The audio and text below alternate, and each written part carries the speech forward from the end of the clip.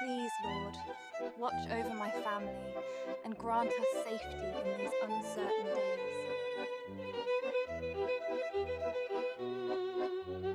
Today, I take you to Saint-Laurent-des-Arbres in the 1760s, a small parish where everyone knows each other and where, yet, a young girl will try to hide the essential.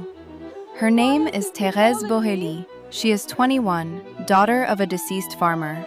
A well-to-do background among the peasants, integrated into the community. Here, children of the minor nobility cross paths with those of the farmers. Hierarchies are clear, but proximity is constant. The priest is named Dupin.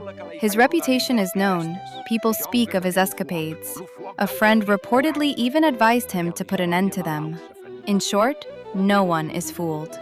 But in the parish, he is the sole director of conscience. Thérèse naturally places her trust in him.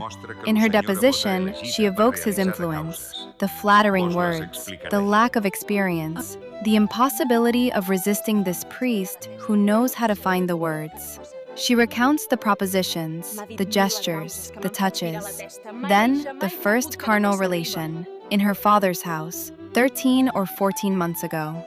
Then, for over 7 months, the meetings continue. Sometimes at her home, sometimes at the rectory, where he induces her to come. And at the same time, he continues to hear her confession, to give her the Eucharist, to guide her spiritually. Then comes the pregnancy. Rumor takes hold. Thérèse no longer goes out. She conceals her belly by adding a skirt up to her shoulders, like a priest's surplice. She tries to mask, to delay the obvious. The surgeon Jacques de Born, called first to examine the priest's rheumatism, recounts that after dinner, the latter, having sent away his servant, questions him about secrets. How to know women without making them pregnant. How to make them lose the child if they are. He mentions sévin, a plant reputed to be violent, feverfew, which was said to be able to melt the child. The priest takes note.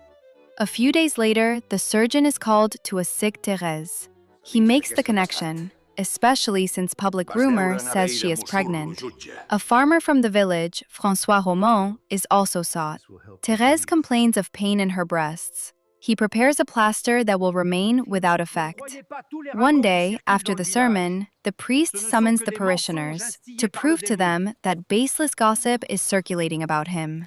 After the Mass, he leads them to Thérèse's home, forces her to get up, makes her walk, feels her, and has them feel her belly, declaring, "See if a pregnant woman has such a small belly." In reality, Thérèse gave birth in secret in Avignon, in a religious institute.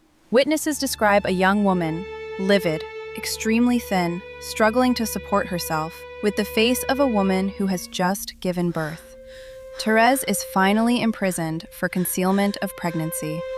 She produces certificates to prove the birth of her child. The child, a girl, had indeed been entrusted to a beggar woman, charged with taking her to the general almshouse and having her baptized. She reportedly died shortly after. In this case, it is not only a moral fault that is at stake, but a question of authority, of influence, and of control over bodies.